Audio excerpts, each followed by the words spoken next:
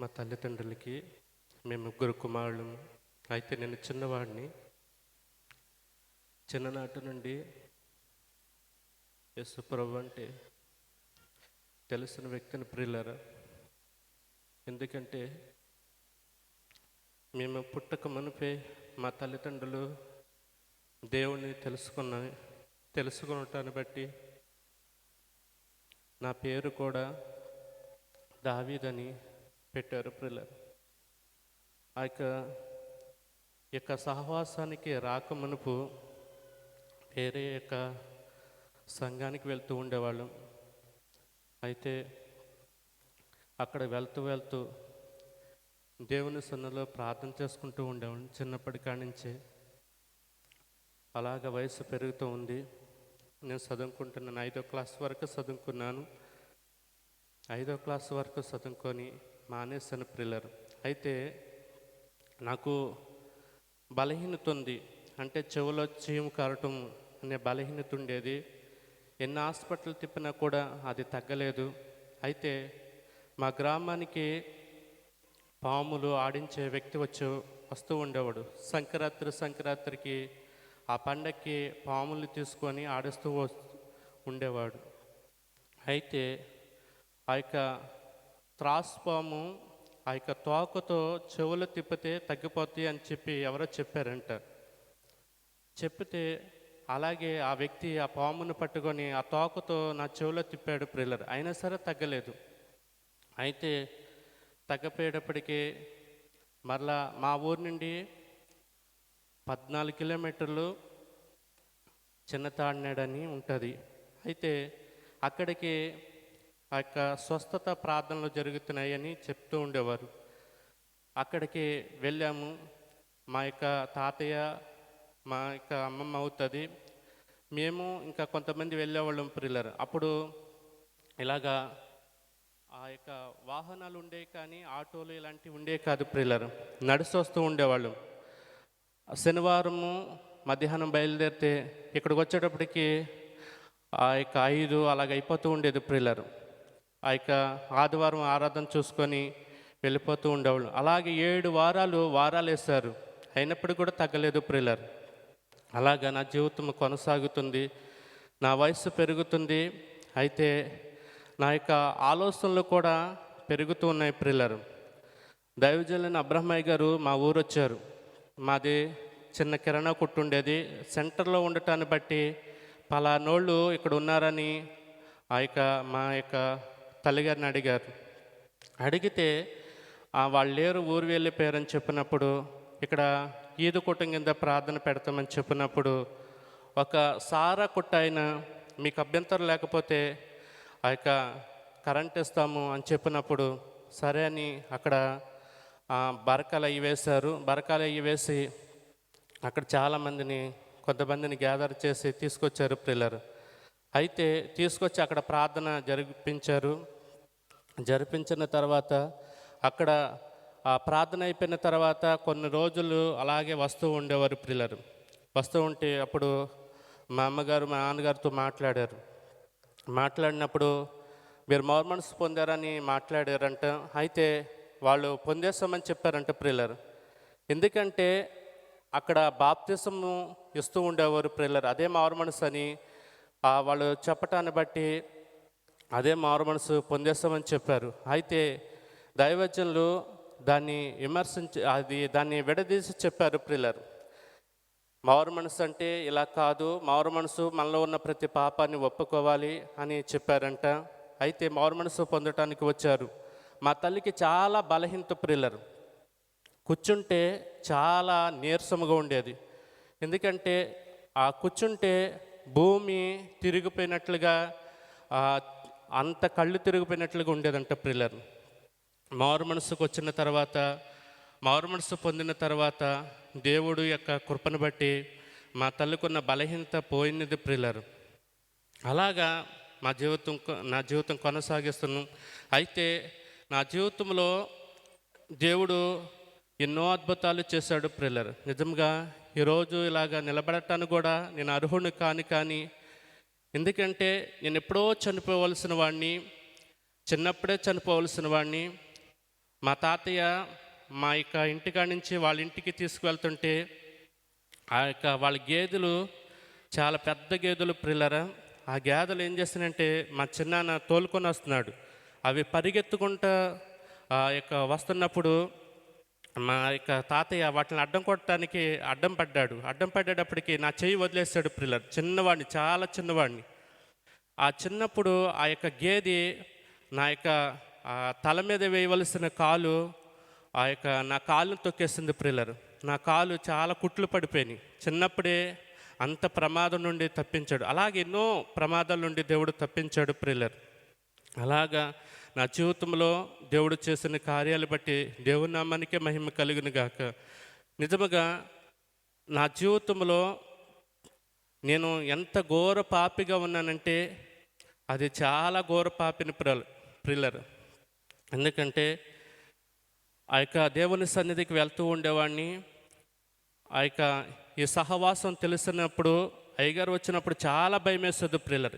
ఎందుకంటే cinema wall పోస్టర్లు కూడా చూడనంతగా భయం ఉండేది ప్రిల్లర్. సినిమా వాల్ పోస్టర్ చూస్తే చాలా పాపం ఇది అన్నట్లుగా భయం ఉండేది. అయితే వయసు పెరిగే కొలది పాపము కూడా నాలోనికి వచ్చేస్తూ ఉండేది ప్రిల్లర్. ఎందుకంటే అక్కడ బూతులు మాట్లాడటం, అక్కడ ఉన్న సహవాసాన్ని బట్టి దొంగతనాలు చేయటము, ముంజిగాయలు ఇలాగా దొంగతనాలు చేయటము, మామిడికాయలు దొంగతనాలు చేయటము, కొబ్బరి బొండాలు ఇవన్నీ దొంగతనాలు చేయటం మా స్నేహితులు బట్టి అలాగా చేస్తూ ఉండేవాళ్ళు ప్రిల్లర్. నా జీవితంలో అలాగున్నప్పుడు నేను పర్లేదులే, దేవుని సన్నిధికి వెళ్తున్నానులే, నేను దేవుని సన్నిధిలో ప్రార్థిస్తున్నానులే, దేవుడు ఏది అడిగితే అది నాకు ఇస్తున్నాడులే అని నేను చాలా తృప్తిపడేవాడిని. కానీ అయితే నా జీవితంలో ఎప్పుడు నాకు అర్థమైందంటే మారు మనసు పొందిన తర్వాత నాకు అర్థమైంది ప్రిల్లర్. మారు మనసు పొందిన తర్వాత నా జీవితం ఏంటో నాకు అర్థమైంది ప్రిల్లర్. నేను ఎంత ఘోర పాపినో నాకు అప్పుడు అర్థమైంది ప్రిల్లర్. నేను ఎలాగ జీవించానో, నేను ఎలాగ బ్రతికానో దేవుడు నాకు అర్థం చేశాడు ప్రిల్లర్. చిన్ననాటి నుండే పాప సంబంధమైన జీవితము నాలో ఉండేది. ఎందుకంటే చిన్న పిల్లలు చూసినా పాపం చేసే మనసు నాలో ఉండేది ప్రిల్లర్. చెల్లి కాదు, అక్క కాదు, తల్లి కాదు, ఎవరిని చూసినా పాప సంబంధమైన మనసే నాలో ఉండేది ప్రిల్లర్. చిన్నపిల్లలతో బొమ్మల ఆటలు ఆడుకునేటప్పుడు, వాళ్ళు అమ్మ నాన్న అని ఆట ఆడుకునేటప్పుడు వాళ్ళతో అలాగ పాపం చేయటం, అలాగ నా జీవితం ఉండేది ప్రిల్లర్.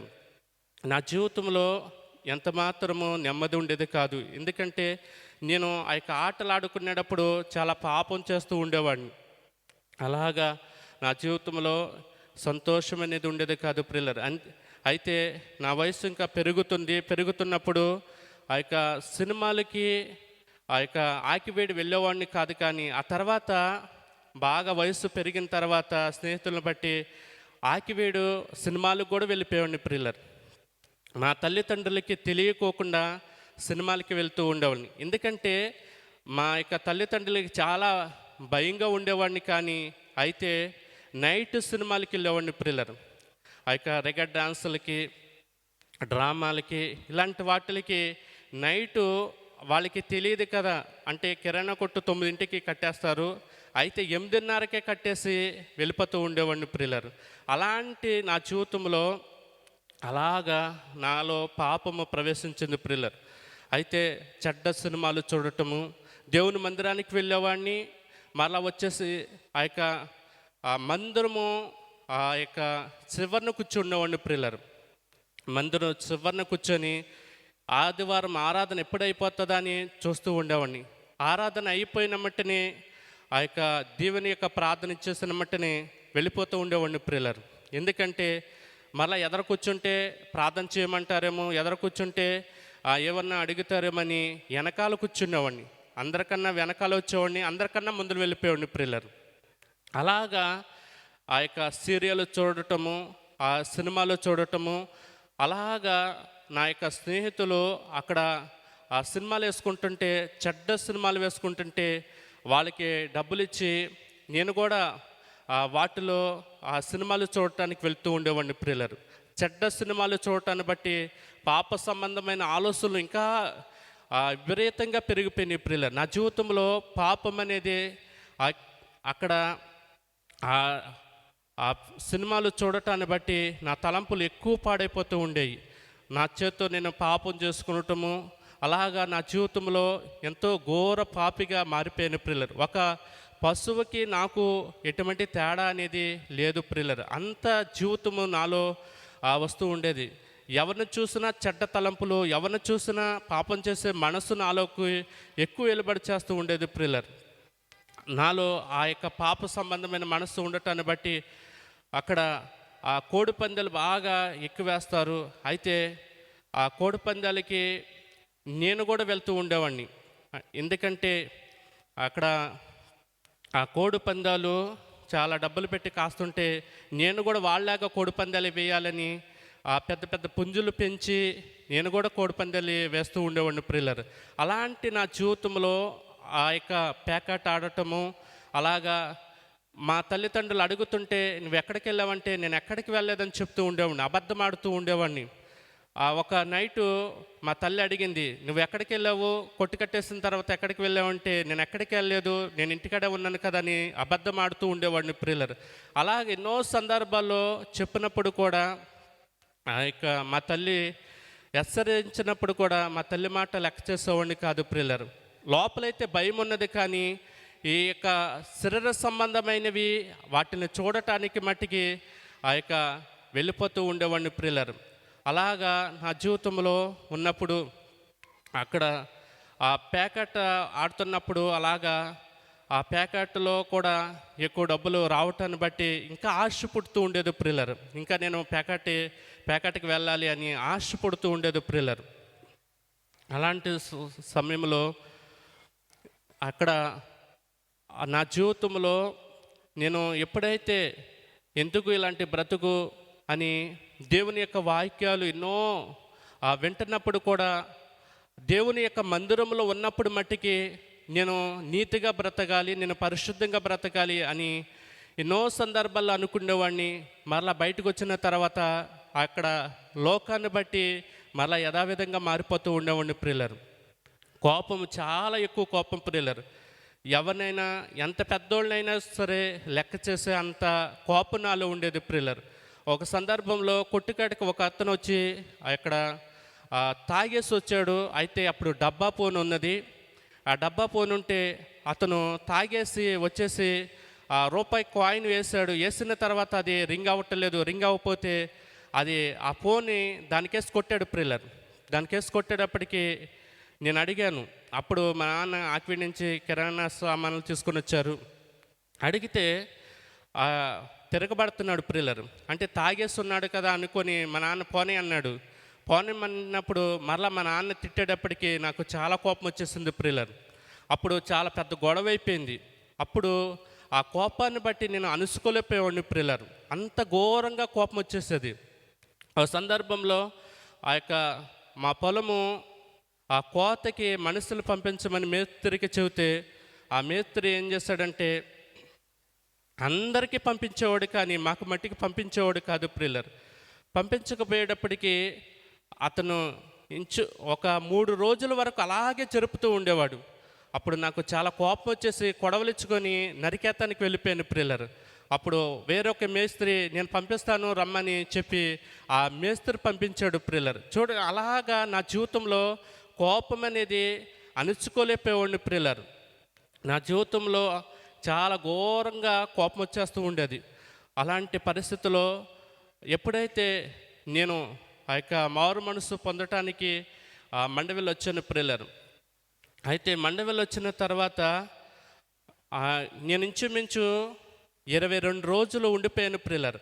22 రోజులు ఉన్నాను, కానీ దేవుని మందిరంలో ప్రార్థన చేసుకుంటున్నాను, కానీ ఎన్నో దర్శనాలు వచ్చినాయి ప్రియులారు.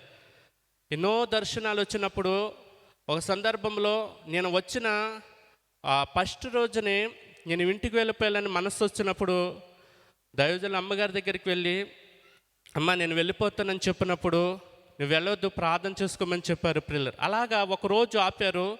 రెండో రోజు కూడా నేను వెళ్ళిపోతానని అలా మాట మాటకి వెళ్ళి నేను అడుగుతూ ఉండేవాడిని ప్రియులారు.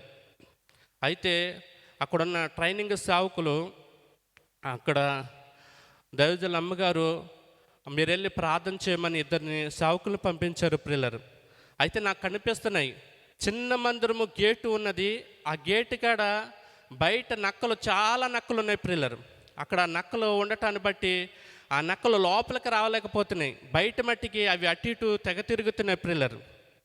అటు ఇటు తిరుగుతున్నప్పుడు అక్కడ ఉన్న సేవకులు చెప్పారు, వాళ్ళు కూడా ప్రార్థన చేస్తుంటే నీలో చీకటి ఎక్కువ ఏలుబడి చేస్తుందని చెప్పినప్పుడు ప్రార్థన చేసిన తర్వాత 22 రోజులు ఉన్నాను ప్రియులారు. 22 రోజులు ఉన్న తర్వాత దేవుడు దర్శనాలు ఇచ్చారు. ఆ దర్శనాల్లో ఇక్కడ ఒక నది ఉన్నది, పెద్ద నది. ఆ నది మనం రూపాయి బిళ్ళ వేసినా కూడా చాలా నీట్గా కనబడుతుంది ప్రియులారు. అంత తెల్లగా ఉన్నాయి నీళ్లు.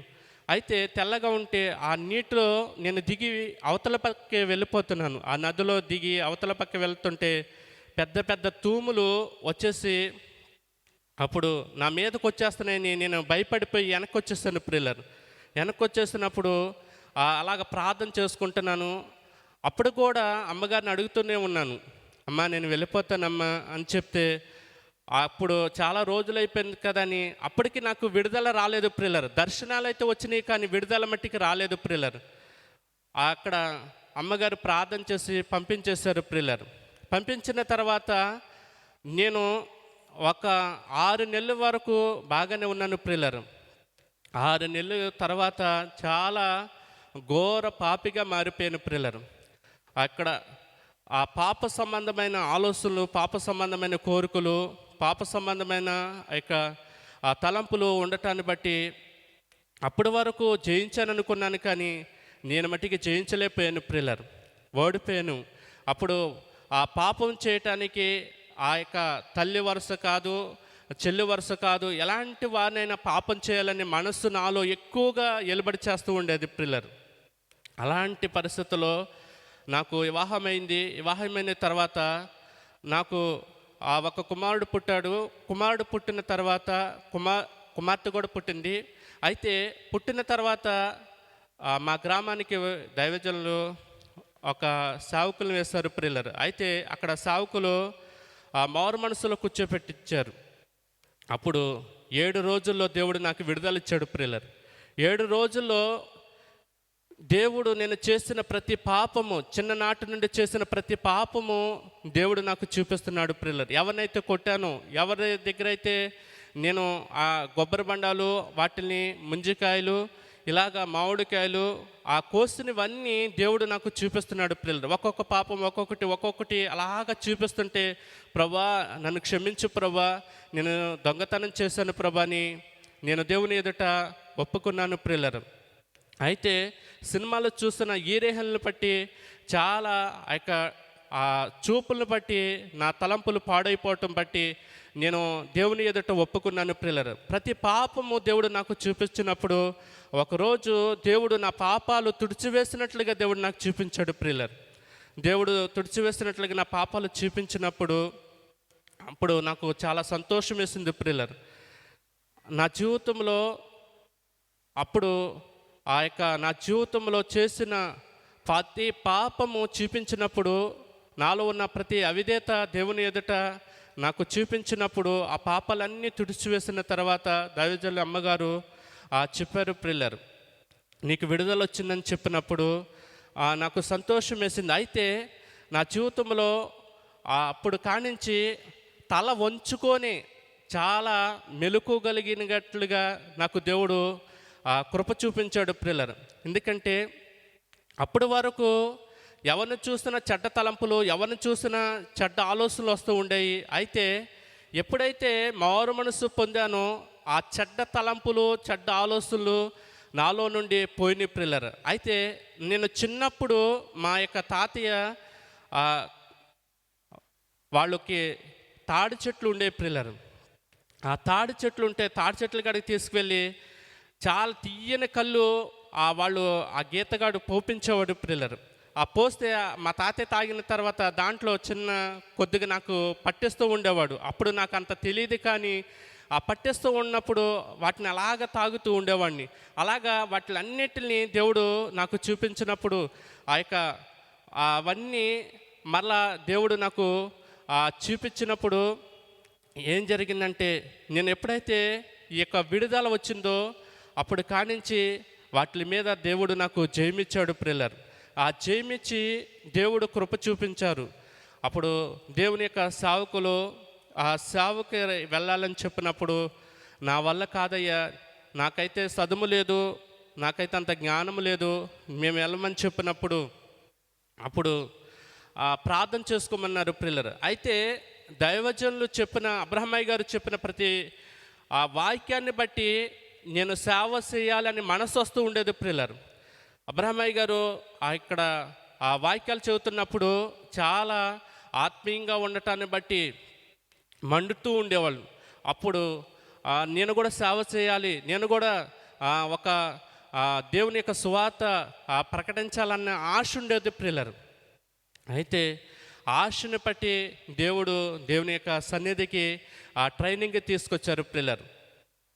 తీసుకొచ్చి 18 నెలలు ఇక్కడ ట్రైనింగ్ తీసుకొని అక్కడ మరలా ఇక గుంటూరు దగ్గర పొత్తూరు గ్రామము అక్కడ సువార్త ప్రకటించడానికి అక్కడ ఒక 7 సంవత్సరాలు ఉన్నాం ప్రియులారా. అయితే అక్కడి నుండి మరలా బొబ్బిలి అక్కడ ఆ సువార్త ప్రకటించడానికి దేవుడు కృప చూపించారు. అయితే అంతవరకు నమ్మకం ఉండేటట్లుగా నా కొరకు, మా కుటుంబం కొరకు మీరందరూ అనుదిన ప్రార్థనలో జ్ఞాపం చేసుకోవాల్సిందిగా అందరికీ వందనాలు.